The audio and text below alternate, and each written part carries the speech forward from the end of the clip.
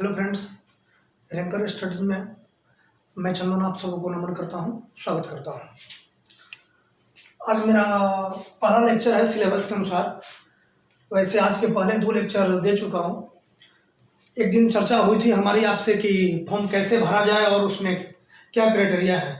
कल मैंने syllabus discuss किया था आपके साथ और बताया था कि कितने लेक्चर में मेरे सिलेबस ख़त्म होंगे और क्या क्या पढ़ने हैं, कौन से बुक्स फॉलो करने हैं, ये कल मैं चर्चा किया था आपके साथ। आज मैं अपने रूटीन के अनुसार MWF जो कि मैंने बोला था उसके अनुसार आज मैं अपने टॉपिक को स्टार्ट कर दिया। सिलेबस आज शुरू हो गया। मैं कल आपसे बोला था कि आप लुसेंट बुक खरीद लेंगे और क्राउन बुक, तो क्राउन के लिए तो समय अभी मैंने दिया है, लुसेंट आज मैंने शुरू कर दिया। आपसे कल बोला था अगर नहीं उपलब्ध हो तो मुझे मैसेज करें, मैं आपको PDF दे दूंगा। तो इसलिए मैं आज शुरू कर रहा हूँ। फर्स्ट काम आप ये कर लेंगे कि एक कॉपी बना लीजिए जिसमें 135 से 40 पेज हो आपके पास, और हर एक पेज पे जो मैं आज 7 टॉपिक दिया हूँ कि डेली के डेली आप एक पेज पर एक टॉपिक के नाम, एक चैप्टर का नाम लिख दीजिए और दोनों साइड उस पेज को आप छोड़ दीजिए।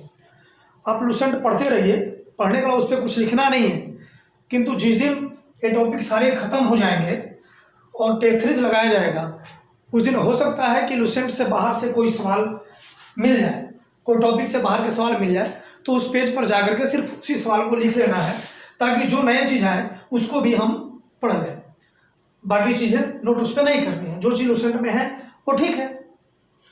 और दूसरा चीज़ कि मैं कल ये भी आपसे डिस्कस किया था कि करंट अफेयर्स आप पढ़ते रहें। मैं बोला था करंट अफेयर्स की हिस्ट्री के बराबर वेटेज है। रिजल्ट दिलाने में हिस्ट्री करंट अफेयर का बहुत बड़ा योगदान है। तो करंट अफेयर आप जो भी मैगजीन पढ़ रहे हैं कंटिन्यू पढ़ते रहें, डेली पढ़ें और जनवरी से लेकर आज तक के करंट अफेयर आप पढ़ें। तो कोई एक मैगजीन आप फॉलो कर लीजिए जो आप चाहें, लेकिन उसको डेली पढ़ें। कॉपी पे टॉपिक आप बनाते रहें। एक चीज़ मैं और डिस्कस कर रहा हूँ, मतलब मैथमेटिक्स हर संडे को, नेक्स्ट संडे से, ये नहीं कि कल परसों जो आ रहा है वो संडे नहीं, नेक्स्ट संडे जो आएगा उस हर एक संडे को मैथमेटिक्स के एक टॉपिक मैं ले लिया करूँगा, जो कि 12 दिसंबर आई थिंक 12 अक्टूबर को मेरा सिलेबस खत्म होगा। उस दिन तक मैथमेटिक्स भी अपना खत्म हो जाएगा, इसलिए प्रत्येक संडे को एक टॉपिक मैथ का मैं लूँगा। वो लेक्चर लमसम हो सकते हैं कि 50 मिनट से 1 घंटे का हो, उसमें क्वेश्चन का रिवाइज भी हो जाएगा और टॉपिक का कंसेप्ट पूरे फार्मूला में डिस्कस करूँगा, जो सवाल आते हैं उस हिसाब से। और फ्रेंड मैं कल ये भी कहना भूल गया था, मेरे वीडियो और अच्छा लगे तो आप सब लाइक, सब्सक्राइब और शेयर ज़रूर कीजिए ताकि दोस्तों को भी हेल्प मिल सके। सब्सक्राइब भी करें और बेल आइकन को दबा दें ताकि मैं कोई भी नया वीडियो डालूं तो आप सबों को मैसेज मिलता रहे। Thank you. चलिए अब मैं आज के लेक्चर को मैं शुरू करता हूं। कल मैं बोला था आपसे कि 7 टॉपिक एक सब्जेक्ट से लिया जाए या अलग अलग लिया जाए, कल मैं डिसाइड करके बताऊँगा। तो मैं यही सोचा कि एक सब्जेक्ट को एक बार पढ़ लिया जाए, फिर दूसरा शुरू किया जाए, तब तक आप एक चीज़ को भूल जाएंगे। तो मैं सोचा कि हर एक टॉपिक से एक एक उठाया जाए और 7 टॉपिक ऐसे पढ़ा जाए, तो इसीलिए मैंने डिसाइड किया। तो इसलिए history, geography, economy, polity, science और मॉडर्न हिस्ट्री को मैं 2 पार्ट में, एक एंशिएंट और मिडिवल चलेगा और पैरेलल में मॉडर्न इंडिया भी चलेगा। तो इसलिए हिस्ट्री में ज़्यादा टॉपिक है अपने पास, इसलिए 2 टॉपिक हिस्ट्री का लिया हूँ, बाकी टॉपिक एक एक करके अपना चलता रहेगा। तो आज के दिन से चलिए मैं अपना लेक्चर शुरू करता हूँ। फर्स्ट में आपको ये नोट कर लीजिए, आप इस चीज़ को नोट करते जाइए। मैं पेज नंबर बोला था, लुसेंट के पेज नंबर मैं फॉलो कर रहा हूँ, मैं लुसेंट के पेज नंबर फॉलो कर रहा हूँ और उसी पेज नंबर से आप पढ़ेंगे भी। और पढ़ने के बाद जब ये टॉपिक आप पढ़ लें तो निश्चित तौर पे एक ऑब्जेक्टिव, लुसेंट का एक ऑब्जेक्टिव आता है, आप उसको भी ले लें ताकि पढ़ने के बाद तो सब कुछ याद ही लगता है। तो ऑब्जेक्टिव में अगर आप सवाल बनाएंगे तो लगेगा क्या चीज़ याद रहा, क्या हम भूल गए। तो एक ऑब्जेक्टिव लगाएं और जो पढ़े वही ऑब्जेक्टिव में जाकर भी मारें, परेशान होने की जरूरत नहीं है, पैसेंस रखें। चलिए मैं शुरू करता हूँ। प्राचीन भारतीय इतिहास के स्रोत, ये बहुत इंपॉर्टेंट टॉपिक है, इससे एक सवाल आना ही आना है। इसमें जब आप पढ़ेंगे तो जरूर ध्यान देंगे, क्वेश्चन जैसे 4 जो वेद होते हैं सवाल यहाँ से पूछे जाते हैं। ऋग्वेद, यजुर्वेद, सामवेद और अथर्ववेद, 4 वेद होते हैं। ये जरा ध्यान से पढ़िएगा, इसमें सवाल ये भी पूछे जाएंगे जो कौन ऐसे वेद है जहाँ पे गद और पद दोनों में पाए जाते हैं, तो इसका आंसर यजुर्वेद होगा। इस सब बातों पे आप ध्यान देंगे। गायत्री मंत्र किस कौन से मंडल में पाए जाते हैं, कितने सूक्त हैं, कितने रिंग वेद में कितने सूक्त हैं, कितने मंडल और कितने रचनाएं हैं। हालांकि रचनाएं 10,462 हैं। ये सब चीज़ आप ध्यान देंगे। 1028 उसके सूक्त हैं और 10 मंडल है, ध्यान रखेंगे। गायत्री मंत्र तीसरे मंडल में है, ये ध्यान जो सूर्य के लिए समर्पित है। तो पढ़ते समय ये सब आप ध्यान रखेंगे, इस पे ज़्यादा नजर रखेंगे। और चारों में कौन सा वेद सबसे नया है और कौन सबसे पुराना है, जो कि ऋग वेद सबसे पुराना है और अथर्ववेद सबसे नया है, ये सब चीज़ पढ़ेंगे, सवाल में आते हैं।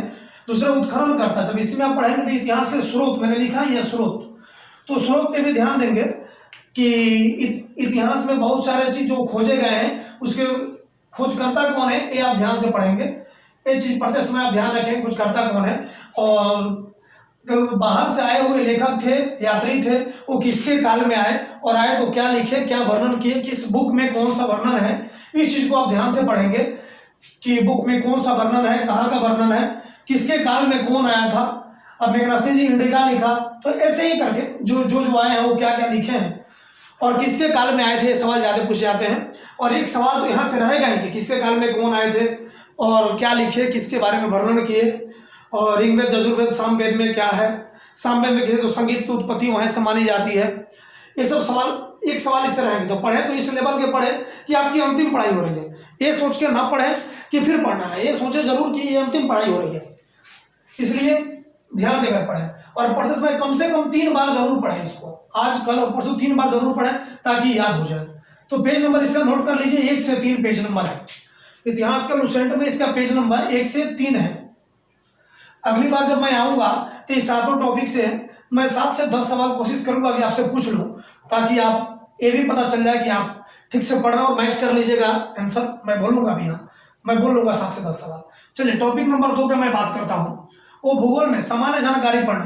तो सामान्य जानकारी में आपको ये पढ़ा, भारत के पेज नंबर नोट कर लीजिए लुसेंट के पहले 96-97 पेज नंबर है। इंडियन ज्योग्राफी हमने शुरू किया है, इंडियन ज्योग्राफी शुरू किया है। अब पेज नंबर नोट कर लीजिए 96-97 पेज नंबर है लुसेंट का। इसमें आपको पढ़ना है अब पूरी जानकारी की, अक्षांश देशांतर की जानकारी जान लेना है। भारत अपना उत्तरी गोलार्ध में है, उत्तरी गोलार्ध में कितने अक्षांश से कितने देशांतर पे है, पूर्वी गोलार्ध से कितने पे है, 8 डिग्री 4 मिनट से लेकर के और 37 डिग्री 6 मिनट तक, और 68 डिग्री से लेकर 97 डिग्री 25 मिनट तक है। इसकी लंबाई चौड़ाई जरूर याद कर लेंगे। इसमें दक्षिणतम बिंदु जिसको इंदिरा कॉल बोलते हैं, उत्तरम बिंदु जिसको इंदिरा पॉइंट बोलते हैं, सॉरी इंदिरा पॉइंट बोलते हैं, और उत्तर बिंदु भारत का जिसको इंदिरा कॉल बोलते हैं। अरुणाचल प्रदेश इसका सबसे पूर्वी भाग है और गुजरात सबसे पश्चिमी भाग है। सवाल सीधे पूछे गए थे, एक सवाल पूछे गए थे बीपीएससी में, सवाल पूछे गए थे कि भारत के पूर्वी से पश्चिमी रेखा, जिसमें ऑप्शन था कि असम से लेकर गुजरात था, गुजरात से लेकर नागालैंड तक। तो ऑप्शन इसका अरुणाचल प्रदेश सबसे पूर्वी भाग है अपना, और गुजरात अपना सबसे पश्चिमी भाग है। ये सब चीज थोड़ा ध्यान से पढ़ेंगे। इसमें अक्षांश देशांतर कितने डिग्री में भारत बसा है, उत्तरी गोलार्ध में कितना है, ये भारत में जनसंख्या की दृष्टि से भारत कौन से देश है, इसमें यदि क्षेत्रफल की दृष्टि से कितने नंबर पे भारत है, क्षेत्रफल की दृष्टि से ध्यान दीजिएगा, जनसंख्या की दृष्टि से ध्यान दीजिएगा। और भारत के मैप में ये भी ध्यान दीजिएगा कि कौन कौन से देश टच करते हैं भारत को, जल मंडल से कौन और स्थल मंडल से कौन कौन देश टच करते हैं भारत को, ये ध्यान दीजिएगा। कौन ऐसा देश है जो भारत को सबसे ज्यादा किलोमीटर तक टच करता है, जो कि बांग्लादेश है, 4096 किलोमीटर टच करता है। उसके बाद चाइना है। तो इस तरह आप देख लेंगे कि कौन सा देश सबसे ज्यादा टच करता है। और बांग्लादेश टच करता है तो किस किस राज्य को टच करता है, जैसे वेस्ट बंगाल हो गया, असम हो गया, मणिपुर हो गया, मिजोरम हो गया, मेघालय हो गया। तो इस तरह ध्यान देंगे कौन कौन सा राज्य को टच करता है। चाइना टच करता है तो भारत के कौन कौन से राज्य को टच करता है, जम्मू कश्मीर, उत्तराखंड, सिक्किम, अरुणाचल प्रदेश, ये सब ध्यान देंगे कि कौन कौन सा राज्य को टच करता है, कौन सा देश, पाकिस्तान किसे किसे टच करता है। ये सवाल सीधे सीधे पूछ लिए जाते हैं, सीधे सीधे सवाल पूछे जाते हैं कौन से टच करता है। भारत की कर्क रेखा गुजरती है तो किस किस राज्य से होकर गुजरती है, जरूर ध्यान दीजिएगा। इसमें राजस्थान, मार्कर मैं दूसरा लेता हूँ, चल नहीं रहा से। कर्क रेखा गुजरती है तो कहां से कहां गुजरती है, इसमें जरूर ध्यान दीजिएगा। राजस्थान, गुजरात, छत्तीसगढ़, मध्य प्रदेश, झारखंड, वेस्ट बंगाल, त्रिपुरा और मिजोरम, ये 8 राज्य से गुजरती है। आप देख लेंगे इसको, उस टॉपिक में सब कुछ है। मैं एक बार व्यू दे रहा हूँ कि इस पे आपको ध्यान देना है। सवाल सीधे सीधे पूछ लिए जाएंगे कि कर्क रेखा इसमें से किस में से नहीं गुजरती है, और ऑप्शन में दे दिया जाएगा आपको राजस्थान, गुजरात, मध्य प्रदेश, और यहाँ दे दिया जाएगा आपको आंध्र प्रदेश। यूपी, कुछ भी दे दिया जाएगा और आपको चूज करना पड़ेगा, तो ये आपको याद करना पड़ेगा। भारत में मानक समय कहाँ से होता है? इलाहाबाद से होकर गुजरता है 82.5 डिग्री पे, ध्यान दीजिएगा, जो कि ग्रीनविच समय से 5.5 घंटे आगे आपने अपना समय, तो ध्यान दीजिएगा। ये भी ध्यान दीजिएगा कि जो समय रेखा, मानक रेखाएं जो गुजरती हैं वो कौन कौन राज्य से गुजरती हैं? 5 राज्य से गुजरती हैं, ध्यान दीजिएगा। यूपी, छत्तीसगढ़, आंध्र प्रदेश, आप देख लीजिए कौन कौन से राज्य हैं, इसमें आप देख लीजिएगा। प्रत्यक्ष में ये सब चीज जरूर ध्यान रखिएगा। ज्योग्राफी में ये सवाल वहां से पूछे जाएंगे। और सबसे इंपॉर्टेंट चीज इसी पेज में 97 का जब मैं चर्चा कर रहा हूँ, हालांकि उस अलग है लेकिन दे दिया है, आप दरे इसमें दिए हुए हैं, जोजिला दारा, सिपकिला दारा, तो जो दारा दिया गया है दरे जरूर याद कर लीजिएगा, क्योंकि दारा इंपॉर्टेंट है। एक सवाल हो सकता है कि यहाँ से पूछ लिया जाए, पूछा ही जाता है, झील से दारा से एक सवाल रहते हैं, तो दारा इंपॉर्टेंट है, उसमें जरूर पढ़िएगा, लुसेंट में दिया हुआ है।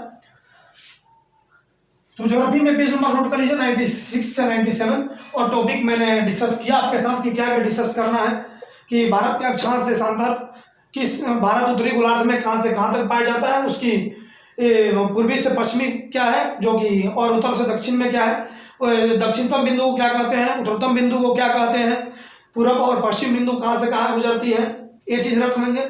उसके बाद ध्यान देंगे कि कर्क रेखा किस किस राज्यों से होकर गुजरती है, भारत की मानक समय रेखाएं 5 राज्यों से कौन कौन से गुजरती हैं, ये ध्यान दीजिएगा। भारत में जनसंख्या की दृष्टि से भारत कौन सा राज्य है, भारत एरिया की दृष्टि से कौन सा राज्य है। हालांकि जनसंख्या में तो हम लोग अभी 2 नंबर पे हैं, 1 नंबर पे हम लोग 2027 में हो जाएंगे, इसमें हम सबकी सहभागिता होगी और हम लोग मेहनत कर रहे हैं, तो निश्चित तौर पर हो ही जाएंगे। तो ये सब चीज ध्यान दे लेंगे आप सब। ग्रीनविच समय कौन कौन से राज्य को भारत टच करता है, ये जरूर ध्यान दीजिएगा। इसमें से कौन कौन राज्य से ज्यादा टच करता है, कौन कौन राज्य से कम टच करता है, ये सब बिंदु थोड़ा सा आप ध्यान दे लेंगे तो अच्छा रहेगा। ये सवाल पूछे ही जाते हैं, थोड़ा पढ़े तो ध्यान से पढ़े, इस टॉपिक को ध्यान से पढ़े, इससे एक सवाल रहेगा ही रहेगा, नहीं कि सवाल नहीं है, पूछे जाएंगे तो एक सवाल यहाँ से पूछे ही जाएंगे। और लुसेंट में जितना दिए हुए उतना पढ़िए, बाकी के लिए मैं कोशिश करूंगा कि इस टॉपिक पे मैं वीडियो बना दूं। अब पढ़ाने के लिए तो ऐसे मैं पढ़ाऊं तो 7 टॉपिक है, पढ़ाने के लिए 7 दिन मुझे चाहिए, 7 लेक्चर भी कम पड़ जाएंगे। अब मैं बृहद रूप से पंडित नहीं बना, एग्जाम पास कीजिए, बनना होगा जब मैं बीपीएससी का क्लास लूंगा तो निश्चित तौर पर वहाँ पढ़ाना पड़ेगा, क्योंकि बीपीएससी के मेंस में विस्तृत में लिखना पड़ता है। यहाँ आप इतना ही जाने जितना लुसेंट में दिया हुआ है, इधर उधर से पढ़ करके 4 किताब पढ़िएगा, ये ठीक बात नहीं होगी। एक चीज को 4 जगहों से पढ़ी जाए, इससे बेहतर है कि एक चीज को 4 बार पढ़ी जाए। तो लुसेंट को ही पढ़िए, जो सवाल यहाँ से ना छूटे, नया सवाल आएगा उसको टेस्ट सीरीज में फिर देखेंगे जो समस्याएं होंगी।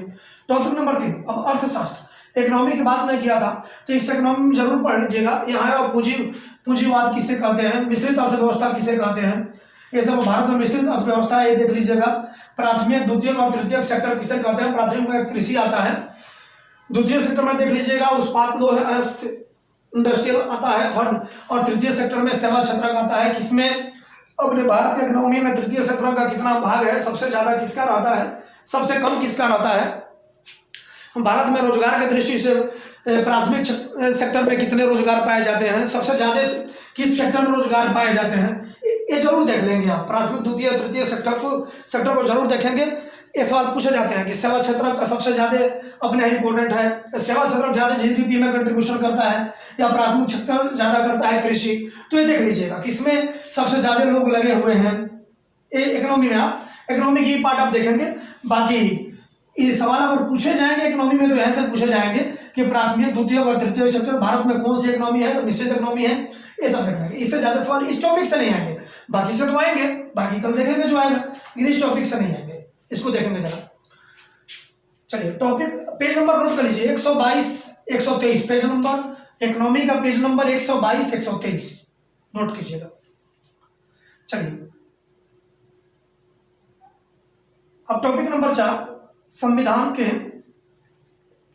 के विकास का संक्षिप्त इतिहास। एक बहुत इंपॉर्टेंट टॉपिक है, इसको ध्यान दीजिएगा। ये इतिहास में भी पढ़ना है। इतिहास जब पढ़ेंगे आप तो वहां भी संवैधानिक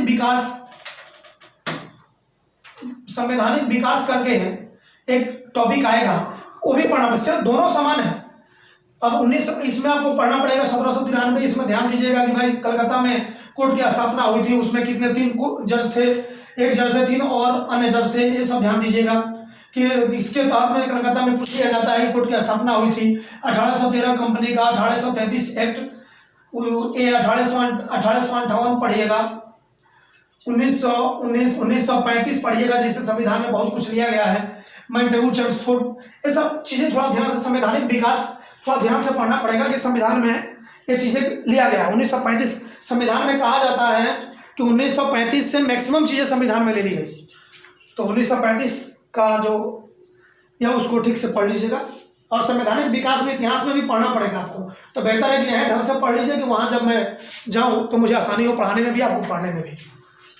पेज नंबर नोट कर लीजिए 154 से 56, लुसेंट में इसका पेज नंबर 154 से 156, यहाँ पॉलिटी में ही दिया गया है, तो पॉलिटी में ही इसको पढ़ लीजिए। संविधान में क्या क्या लिया गया, कल बातें होंगी तो फिर बात किया जाएगा संविधान सभा में कौन कौन थे, क्या क्या सवाल था। आज बस इसको पढ़ना है और बहुत टफ टॉपिक है। इस संडे को देखते हुए मैंने इस टॉपिक को शामिल किया कि संवैधानिक विकास बहुत टफ टॉपिक है, उसको भी मैंने शामिल कर दिया।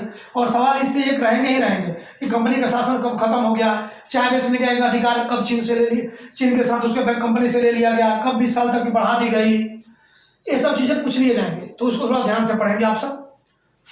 संवैधानिक विकास और टॉपिक लेने के लिए मैं लेता रहूँगा, धीरे धीरे वीडियो पढ़ते रहेंगे। जो बीपीएससी की तैयारी कर रहे होंगे उनको ये सब काम आ जाएगा। किंतु आप अगर ये कहेंगे कि वीडियो मैं बनाता रहूँ तो साथ साथ वीडियो करके मैं बनाऊंगा, अगर रोज एक एक वीडियो भी बनाया तो मुझे 140-45 दिन चाहिए, तब तक दरोगा का एग्जाम बीत जाएगा। तो इसलिए लुसेंट से अधिक आपको जरूरत नहीं है। जो लोग बीपीएससी तैयारी करेंगे उनके समय तक तो हो सकता है वीडियो तैयार हो जाए, तो उसमें थोड़ा विस्तृत जानकारी हम दे दिया करेंगे। उसमें लक्ष्मीकांत या स्पेक्ट्रम जो कहेंगे आप सब वो चलेगा, लेकिन अभी बस लुसेंट पढ़िए। चलिए, साइंस में हमने फिजिक्स और केमिस्ट्री को शुरू किया है एक साथ में, पैरेलल में फिजिक्स और केमिस्ट्री को शुरू किया है, बायोलॉजी को अभी नहीं किया है। फिजिक्स में बहुत important topic, very very very important, इसको जितना वेरी लिख सकते हैं लिखिए। एक सवाल से 2 सवाल रहना, बीपीएससी में 2 से 3 सवाल, और एसआई में, बिहार एसआई में या ईएसआई में भी 2 सवाल कम से कम होंगे, 2-3 सवाल। एसआई यूनिट जरूर याद रखिएगा कि लेंथ का एसआई यूनिट क्या होता है, मीटर करंट का क्या होता है, करंट का क्या होता है, डिस्टेंस का क्या होता है, ये जरूर याद रखिएगा। एसआई यूनिट को ढंग से पढ़िए, ये सवाल आपसे पूछे ही जाएंगे। एसआई यूनिट से सवाल इतने पूछे जाते हैं हर साल 2-3, इतना इंपॉर्टेंट है, इसको पढ़िए। एसआई यूनिट को पेज नंबर लिख लीजिए 191 से 193। फिजिक्स का एक बहुत बड़ा टॉपिक है, एसआई यूनिट, इसको याद कर लीजिए, ढंग से याद कीजिए, पढ़िए। इसी में टॉपिक है गति, गति में जरूर पढ़िएगा कि भाई अब गति पढ़ना है तो इसमें जड़त्व का Newton first law, second law और थर्ड लॉ पढ़ना पड़ेगा। जब पढ़ रहे हैं गति तो न्यूटन लॉ तो पढ़ना पड़ेगा, Newton law first law, second law और थर्ड लॉ जरूर पढ़िएगा। न्यूटन फर्स्ट लॉ जैसे कि कोई भी वस्तु अपने विरामावस्था में है तो विरामावस्था में ही रहना चाहती है जब तक कि उस पर कोई बाह्य बल ना लगा दिया है। तो द्वितीय जो न्यूटन का द्वितीय नियम जो होता है F=ma, इसको पढ़ लीजिएगा। तीसरा जो लॉ होता है एक्शन प्रति रिएक्शन, जो क्रिया प्रतिक्रिया, तो इस न्यूटन लॉ तीनों पढ़ेंगे, अच्छे से पढ़ेंगे न्यूटन लॉ को, और गति के नियम को गति के नियम को पढ़ लेंगे ठीक से। ये चीजें आपको थोड़ा ध्यान देना पड़ेगा। पेज नंबर इसका नोट कीजिए 191, 193 पेज नंबर।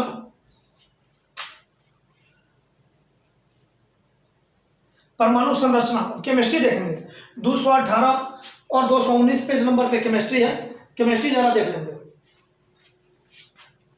हाँ, फिजिक्स में पढ़ते समय जब आप गति पढ़ेंगे, न्यूटन लॉ पढ़ेंगे, तो आपको सदिश राशि और अदिश राशि भी आएगा। सदिश राशि और अदिश राशि,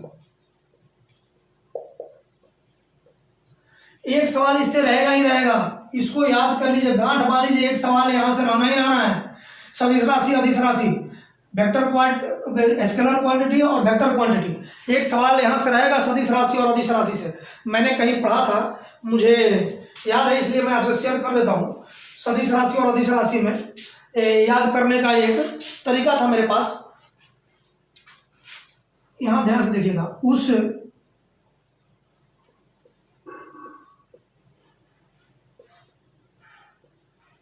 आर्द्रता को चाबी दो, जब आप याद करेंगे सदिश राशि और अदिश राशि तो बार बार कंफ्यूजन होगा, आप भूलते रहेंगे।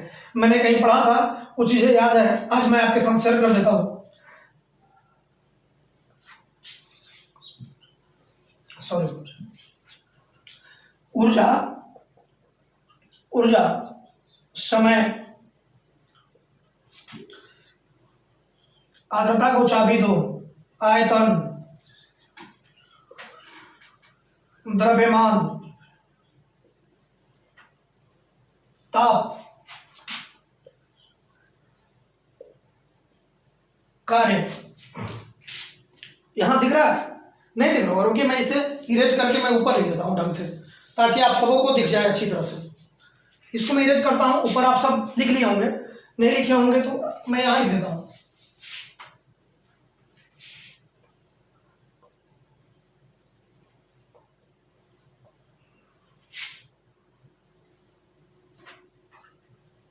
उस आर्द्रता को चाबी दो,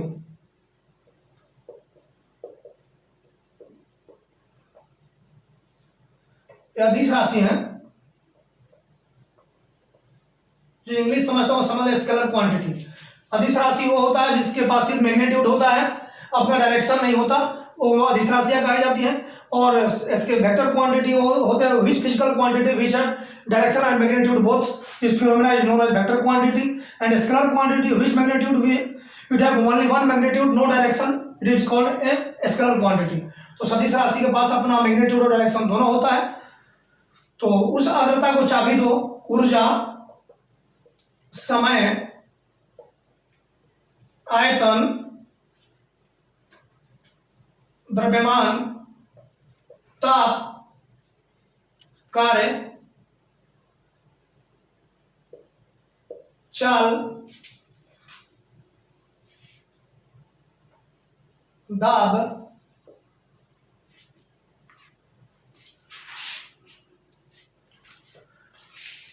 विद्युत धारा। इसको आप ठीक से लिख लीजिए, ये एक अदिश राशि है, ये अदिश राशि है। और सदिश राशि में जब आएंगे वेक्टर क्वांटिटी में, सदिश राशि वेक्टर क्वांटिटी,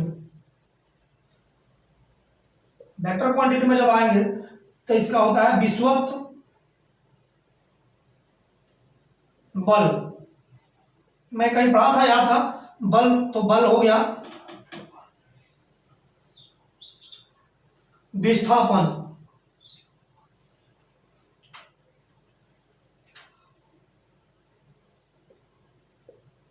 वेग, त्वरण, ये सारे सदिश राशियां हैं। तो इसको आप नोट कर लीजिए, ये सदिश राशियां हैं और ये अदिश राशियां हैं। अदिश राशि और सदिश राशि याद करने का तरीका, उस आर्द्रता को चाबी दो, उस ऊर्जा, समय, आयतन, द्रव्यमान, ताप, कार्य, चाल, विद्युत धारा और दाब, ये सारे स्केलर क्वांटिटीज हैं। और वेक्टर क्वांटिटीज में जब आएंगे आप तो विषुवत बल, विस्थापन, वेग, त्वरण, बल, ये चारों सदिश राशियां हैं। अब चलिए मैं केमिस्ट्री की बात कर लूं। एटॉमिक स्ट्रक्चर, परमाणु संरचना, पेज नंबर 218 और 19 में पढ़ना है। इसमें परमाणु की संरचना पढ़ लेना है आपको। इसमें इलेक्ट्रॉन, प्रोटॉन, न्यूट्रॉन जरूर पढ़िएगा। इसमें जरूर समभारिक, समस्थानिक और समन्यूट्रिक, आइसोबार, आइसोटोप्स और आइसोटोन्स, ये तीनों पढ़ना पड़ेगा।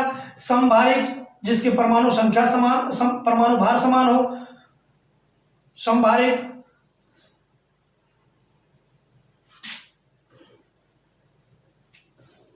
समस्थानिक जिसका परमाणु संख्या समान हो, और समन्यूट्रिक जिसका परमाणु संख्या, द्रव्यमान संख्या दोनों ही इक्वल हो और समस्थानिक कहलाता है। तो ये सवाल समभारिक, समस्थानिक और समभारिक, समस्थानिक और समभारिक, समस्थानिक और समन्यूट्रिक, ये तीनों से भी एक सवाल आते हैं। केमिस्ट्री के इंपॉर्टेंट टॉपिक है। टॉपिक जो भी होगा, जो सवाल आए होंगे, तो 218 और 19 नंबर पेज पढ़ लीजिएगा, यहाँ से एक सवाल रहेंगे। अब चलिए मॉडर्न इंडिया, जो आपसे मैं कहा था अंतिम में, मॉडर्न इंडिया, यूरोपीय कंपनी का, यूरोपीय व्यापारिक कंपनियों का आगमन, पेज नंबर 36-37, इसको और ढंग से पढ़िएगा। कौन सी कंपनी सबसे पहले आई, कौन सी कंपनी सबसे बाद में आई, अंग्रेज कब आए, 1498, पुर्तगाल आए, वास्को डी गामा पहले आए, कौन से कब आए, ये जरूर ध्यान से पढ़िएगा, कौन किसके बाद आए और कौन सबसे पहले आए, कौन सबसे बाद में गए, अंग्रेज अपनी कंपनी सबसे पहले कहाँ डाले, सबसे पहले किसने कंपनी अपने भारत में डाला, और अंग्रेज कंपनी डाले तो कहाँ डाले, ये सब चीज थोड़ा ठीक से पढ़ेंगे आप लोग। यूरोपीय कंपनी का आगमन थोड़ा सा अच्छा टॉपिक है, सवाल पूछ लिए जाते हैं, तो इसको थोड़ा सा ठीक से आप पढ़ेंगे पेज नंबर 36 और 37 से। वास्को डी गामा सबसे पहले आया था 1498 ईस्वी में, तब से पढ़ना शुरू करेंगे। अंग्रेज, डेनिश, फ्रांसीसी, ऐसे पढ़ना शुरू करेंगे और पढ़ लेंगे जो कब कब कंपनियां आए, कब स्थापना हुई, कौन से कंपनी व्यापार कब किए, कौन कौन से युद्ध हुए इसके बीच में, ये सब पढ़ लेंगे। और अब हम मिलेंगे आपसे मंडे को।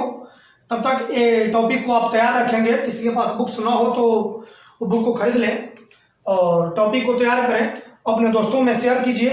टॉपिक ये निश्चित जान लीजिए, बहुत लोग पूछ रहे हैं सर सिलेबस पूरा होगा या नहीं, तो ये हो सकता है कि यूट्यूब चैनल पे चाहे 100 लोग ही जुड़े, चाहे 200 लोग ही जुड़े, सिलेबस शुरू हुआ है, सिलेबस एकदम अपने टाइम से खत्म होगा, इसमें कोई संदेह ना रखें आप लोग। मेरा काम है, मैं बता दूं आपसे, जीएस, बिहार स्पेशल